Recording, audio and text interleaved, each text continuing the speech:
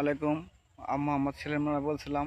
Viewers, আজকে আমি অনেক দিন ধরে যাবত খেজুর গাছের ভিডিও দিতে পারি না, সময় হয় না আমার। মানে আজকে আপনাদেরকে একটা তথ্য দিব যে পরাগায়ন সঠিকভাবে না হইলে সৌদি খেজুরের কি সমস্যা হয়। তাহলে আমাদের ভিডিওর সাথে থাকুন। ভিউয়ার্স, এটা হলো আমাদের একটা আজওয়া খেজুর গাছ। এই দেখেন, এই যে বিশাল আজওয়া খেজুর গাছ। এই যে এবছর খেজুর আসছে, পরাগায়ন ঠিক মতো হয় নাই। আমি একজনের কাছে রেনু নিয়ে আসছিলাম। রেনুটা 2 নাম্বার ছিল, গত বছরে ছিল, এই বছরে ছিল না। এই জন্য পরাগায়ন ঠিক মতো হয় নাই, অনেক খেজুর আর পড়ে গেছে।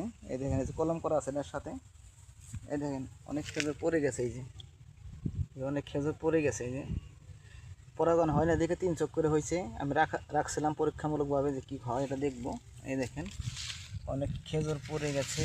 এই যে এই যে এই দেখেন কত বড় খেজুর গাছ। এই দেখেন ভিউয়ার্স, আমি এখন এই গাছের মাথায় উঠব। এই যে উঠতেছি, ওইটা সেরে আপনাদেরকে দেখাবো। হলো খেজুর, এই দেখেন বাদা, এই যে খেজুরের বাদা পড়ে গেছে সব। এই যে 2-3টা খেজুর আছে, তাই এটা 3 চোখ করে হয়েছে, 3টা করে। এই যে খেজুর মূলত গাছ, এই দেখেন, এই যে এই যে গাছ দাঁড়ায় থাকা যাইতেছে না, এখন নেমে যাব।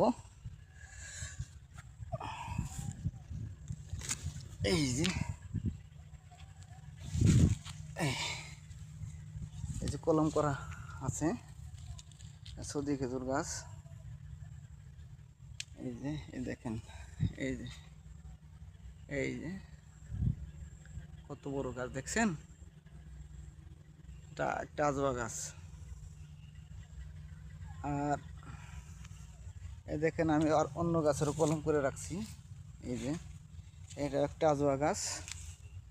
এই দেখেন, এই যে এখন সন্ধ্যার সময়, আমার একটু আগে আসা উচিত ছিল, ক্লিয়ার হইতেছে না ভিডিওটা। এই দেখেন এটাও কলম করা আছে। এই যে এই দেখেন, এই যে এই দেখেন কি সুন্দর গাছ।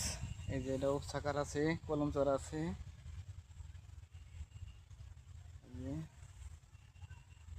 আর অনেক চারাও আছে কলম ছাড়া। এই যে চারাটা ছত্রাক অ্যাটাক করছে, ছত্রাক অ্যাটাক করে জন্য মারা গেছে অনেকগুলো। আমি কেটে ফেলছি, ছত্রাক স্প্রে করে দিয়েছি।